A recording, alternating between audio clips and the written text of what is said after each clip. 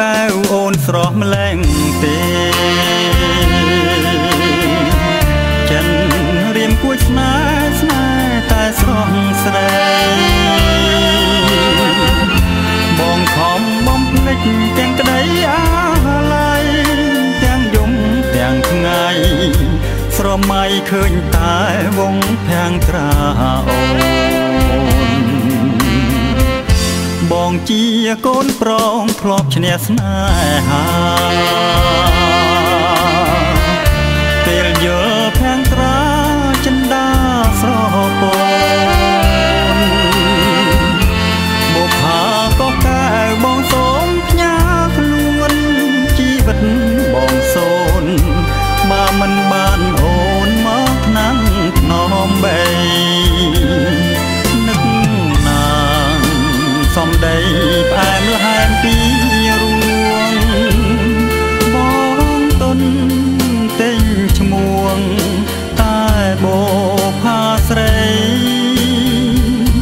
សូបានឃើញអូនរាល់ពេលរាត្រីសូមអូនប្រណីភាំងក្តីរៀមផងបោផាក៏កែវចិត្តរៀមស្ទើស្លុតអូនជាឱសថនៃជីវិតប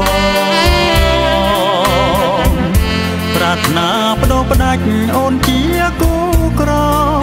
រួមរស់ស្នេហ៍ស្នងអូនហើយនឹងបងជាគូកភើយ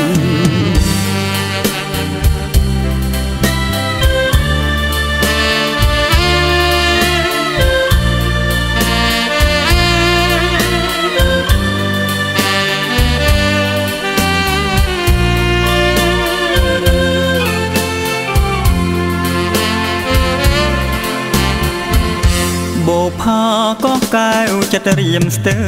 ស្លុតអូនជាឱសថនៃជីវិតប